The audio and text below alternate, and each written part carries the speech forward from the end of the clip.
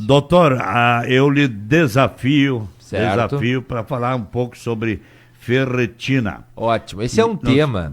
Para começar, é derivado de ferro ou não? Exatamente. Então, ferritina, na realidade, é um produto, né, que representa o estoque de ferro que a gente tem no organismo, tá certo?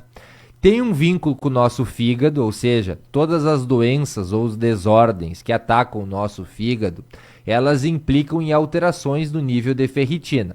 Então não é sempre que a ferritina está alta que a gente tem excesso de ferro no nosso organismo, que a gente tem que parar de comer feijão, parar de comer carne. Então vamos entender um pouquinho mais o que representa a ferritina, certo? A ferritina é, sim, um representante, tá certo, do estoque do ferro no organismo e também um marcador inflamatório, tá? 90% das vezes que a ferritina está alta não é por excesso de ferro, e sim pelos marcadores inflamatórios do nosso corpo, principalmente pela esteatohepatite não alcoólica. O que é isso? Esteatohepatite não alcoólica é um nome bonito para dizer a gordura no fígado, certo? Tá? Então, quando as pessoas elas estão fora de peso, né? Elas estão com peso acima do ideal, sobrepeso ou obesidade, é muito comum que os depósitos de colesterol, triglicerídeos e o próprio peso predisponham a 1. Diabetes, 2. Síndrome da apneia do sono, que é aquele ronco importante ao sono, 3. Aumento do risco cardiovascular, ou seja, de infarto, AVC, certo? E 4. Depósito de gordura no fígado. Em grande parte das vezes, como eu comentei lá no início, que a ferritina tem sim um vínculo direto com o fígado, esse fígado muito gorduroso acaba por aumentar os níveis de ferritina no nosso sangue.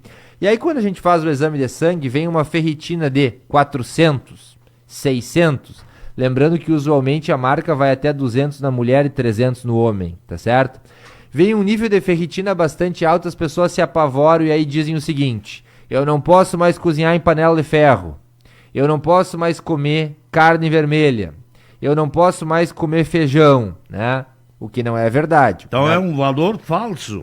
Então aí que tá a situação. A ferritina ela tem que ser corretamente interpretada, né? A gente não pode chamar de falso, porque realmente é aquele o nível da ferritina, mas a gente tem que lembrar o que eu falei lá no início.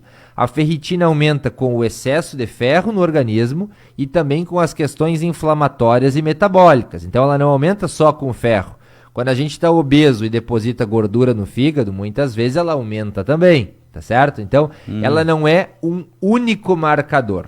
Além do mais, como eu disse para vocês, ela também é um marcador inflamatório. Então, se eu tive recentemente uma gripe, se eu tive recentemente uma pneumonia, se eu tive recentemente uma paroníquia, paroníquia é um nome bonito para dizer unha encravada, tá certo?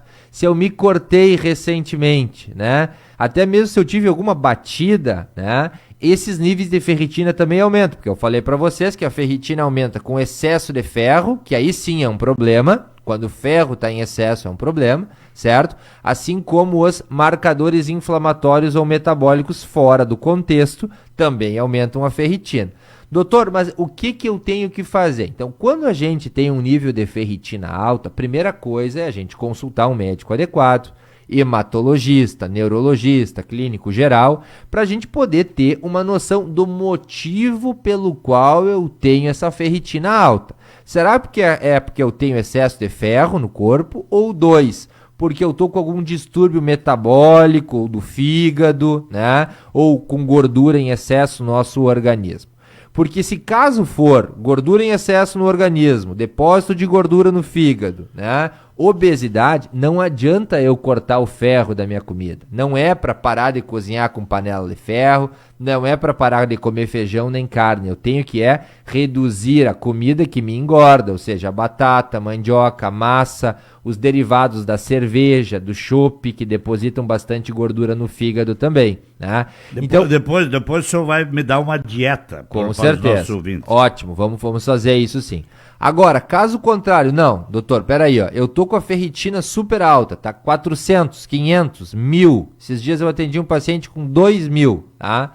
De ferritina, né? E eu tô com o peso adequado, eu já fiz exame do fígado, meu fígado tá normal, não tem depósito de gordura, eu tô fazendo meu exercício, eu tomo a minha água, eu não ronco à noite, eu não tive nenhum ferimento recente, nenhuma infecção, bom, então muito provavelmente essa tua ferritina é realmente acúmulo de ferro em excesso e a gente tem que fazer uma investigação genética, porque a doença que acumula ferro no corpo se chama hemocromatose, que é uma doença bem grave, por sinal, que pode dar várias consequências, dentre as quais degeneração das articulações, crescimento do coração, insuficiência cardíaca e muitas alterações outras.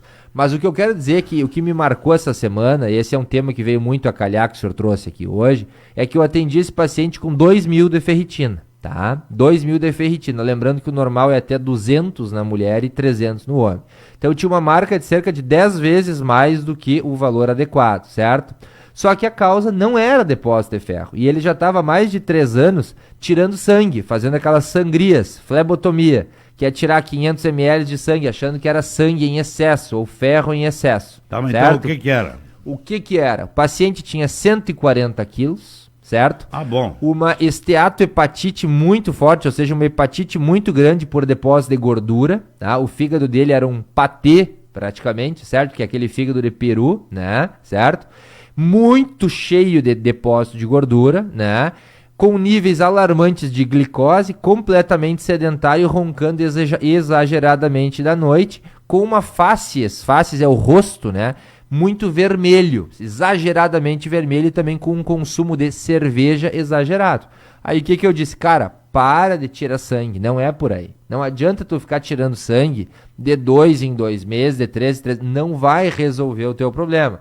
O teu problema é nós vamos ter que diminuir esse álcool, nós vamos ter que perder um peso, nós vamos fazer uma dieta, nós vamos fazer um exercício físico, nós vamos cortar os alimentos que realmente são mais adiposos ou que dão mais gordura no nosso organismo e não necessariamente o ferro, certo? Então é por isso que eu tô aqui, porque cada vez mais eu vejo uma cultura antiga, né, que circula na cidade, também nas cidades menores, aqui tanto em Santo Ângelo como nas outras cidades, que é de fazer retirada de sangue, que a gente chama de flebotomia. É ir lá no posto de saúde ou no consultório médico e tirar 500 ml de sangue e desprezar, né, para baixar o ferro no corpo. Mas não é isso, gente. Isso a gente precisa deixar somente para os casos de excesso de ferro e não necessariamente ferritina. Tá, mas o ferro ele é produzido pelo corpo ou por algum tipo de alimentação?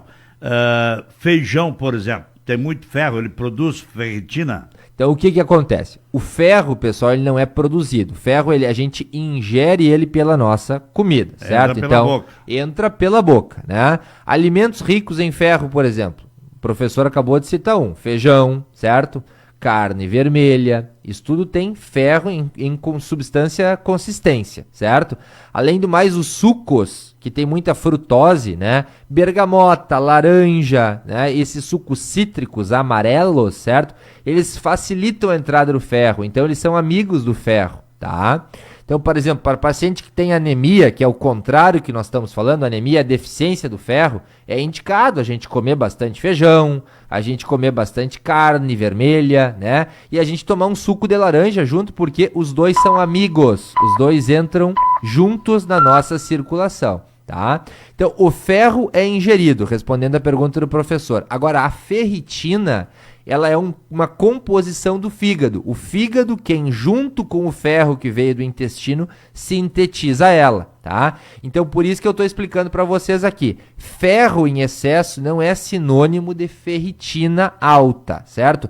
Algumas vezes eles andam juntos, tá? Agora, a ferritina alta, eu já esclareci lá do início, eu vou de novo frisar aqui, pode ser um marcador de excesso de gordura no fígado, pode ser um marcador de sedentarismo, um marcador de cortes, inflamações, batidas, ferimentos, certo? Então a gente tem que tomar muito cuidado para não cometer esse erro de ficar tirando sangue a todo momento e desprezando, achando que vai curar a ferritina. Doutor, mas se a ferritina estiver no seu nível normal, qual é o benefício que ela produz para o organismo, hein? Perfeito. Isso é muito bacana a tua pergunta. A ferritina, ela é uma substância que, além de circular no nosso sangue, ela também está nos nossos órgãos. Então, se porventura a gente passar uma adversidade, supondo-se agora, vamos colocar no pessoal da enchente lá, tá certo? Tá?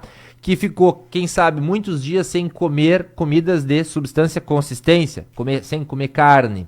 Quem sabe tenha ficado muitos dias sem poder tomar um suco de laranja que facilita, né, a entrada do ferro no organismo. A ferritina abastece o nosso corpo, é um estoque de ferro por alguns períodos de tempo quando a gente acaba flutuando a ingesta de ferro.